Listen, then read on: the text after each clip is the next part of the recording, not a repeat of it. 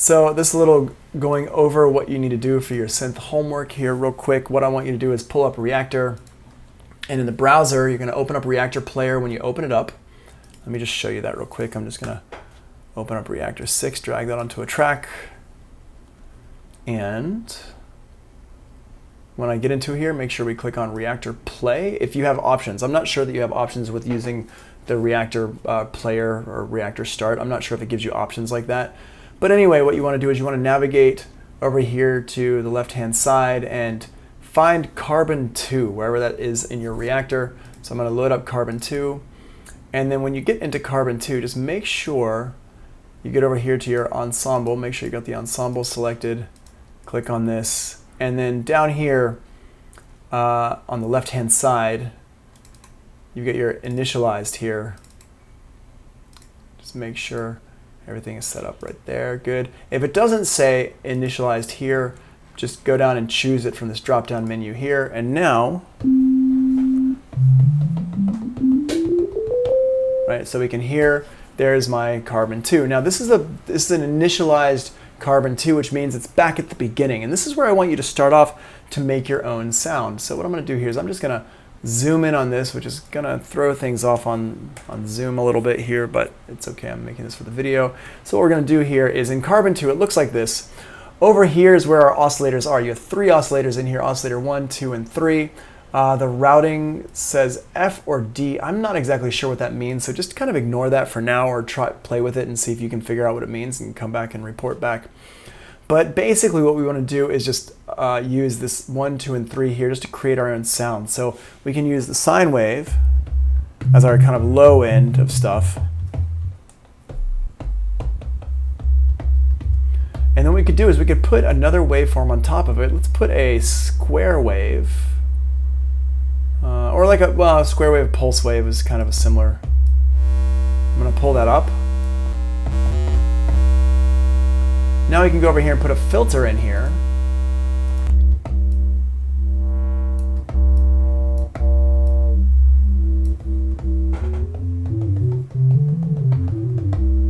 And you notice the filter is making the sound kind of interesting because we have this pulse wave in here. If I take the pulse wave out, with just the sine wave, we're not really going to hear much at all. So what we're going to do here is go in here and put that pulse wave back in there. Cool, we got that there. Now, if we wanted to, we can have like an oscillator or a filter controlling this cutoff here. So that's what we would do down here in this part here. We say, let's get the LFO1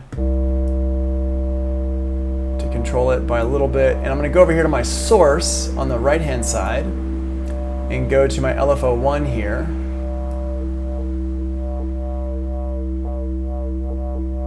And we can adjust this. The rate, let's make the rate be free. There we go, much better. And then I've got like a little sound.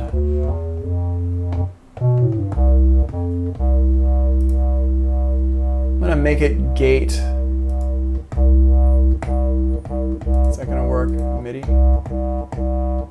There we go. So you see what this does. The trigger, if I set it for my MIDI,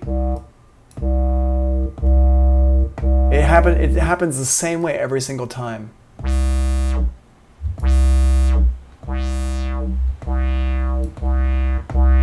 As opposed to free.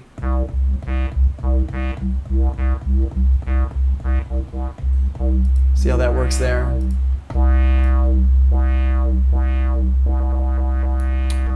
Let me turn this back to free. There we go. And I can adjust which one I have here, so I can.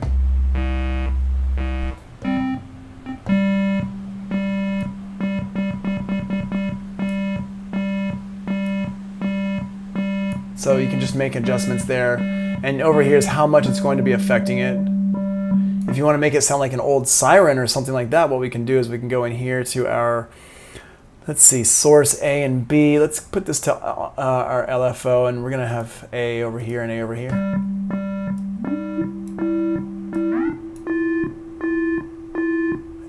it works, like that.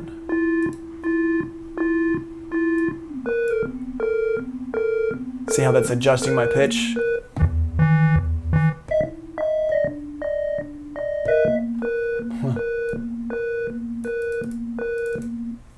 Cool. So you can see here I can make different sounds, and so what I do once I'm done making that sound, I just Command Shift 4, and we're gonna make a picture of it and then turn that in there. Now, what you should be doing is trying to make sounds that kind of reflect what you want to have in your song. So for example, let me go ahead and reinitialize this. If I wanted to have some kind of like a string sound or something,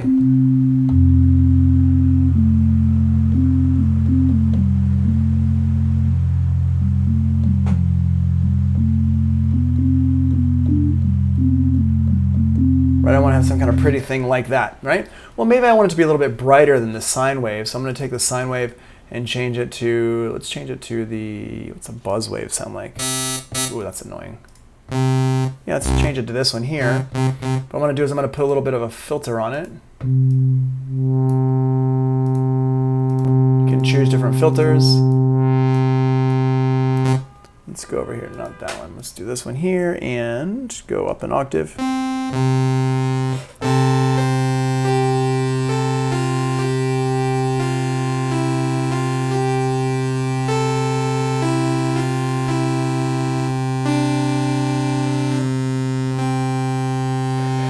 And I can adjust this like this, and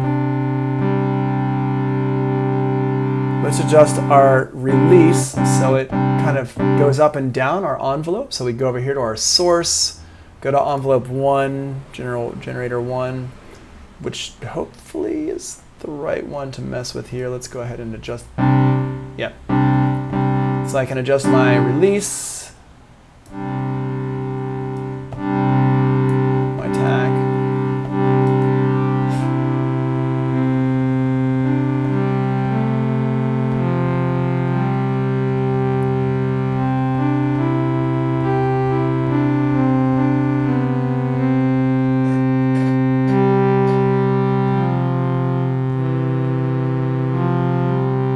Adjust this even more.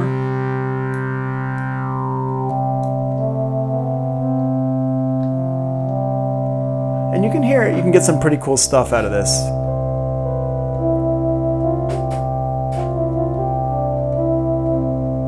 And if you want to put some effects into it, let's put a chorus. Yeah, nice.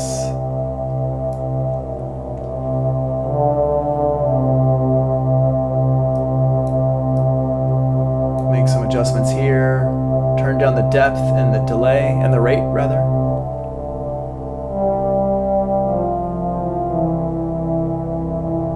Put on the delay here.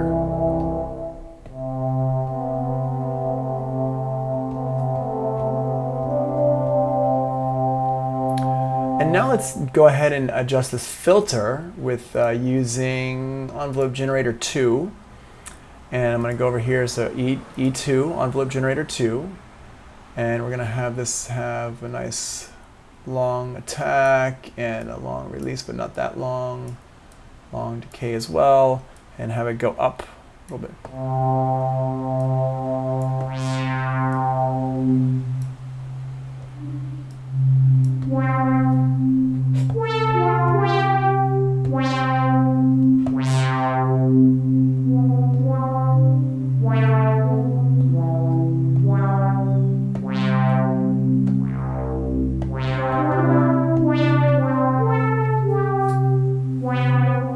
You can see how, how this like kind of helps us to kind of manipulate stuff. So there's like a little stringy sound, and I would, make sure you save this, and you save it by going here, go to File, go to Save As, and you just save it somewhere. I'm going to save this one on the desktop, and we'll give it a name. We'll give it Strange Strings. You might want to put your initials on it, TG, Strange Strings, like that, ensemble. And if I wanted to open this up for the future, I can click on this arrow right here and go to File, Open, and here's my strange strings, and I just double click that and it opens it up, and there I've got my settings. Now the name here is gonna say init carbon 2. That's fine. That's kind of what I want. That's okay. And then the other thing, let's make a little bass sound here. Let's go ahead and duplicate this track here. We're going to call this one our strings. And this one's our bass. So I go into my bass, and let's open this up. And I'm going to put it back on the initialized sound. There's our initialized sound. Let's make a little bass sound here. And with the bass sound, let's make it like a plucky bass. So first of all, I'm going to go over to my source. I'm going to do my EG1 and set this down all the way. It doesn't really, well, actually we'll deal with that in a second. Put that up, maybe there, maybe there.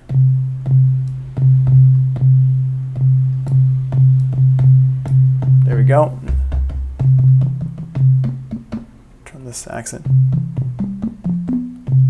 Cool, so that's like a nice little plucky kind of sound there. It's got a nice little decay. It sounds like a little bit like a harp type of thing. What I'm going to do is I'm going to keep my sine wave here. I'm actually not sure how to adjust my pitch very well with this because it's, oh, maybe this one here, yeah. Put that down an octave. I'm going to go into this one here and get my pulse wave, which is basically a square wave.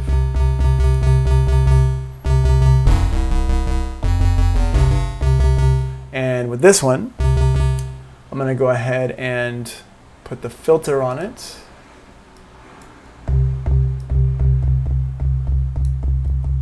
Give it from envelope generator 2 here.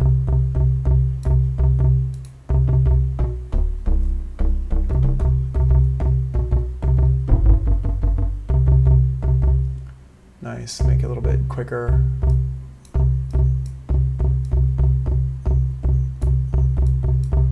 A little bit of wub wub on the front.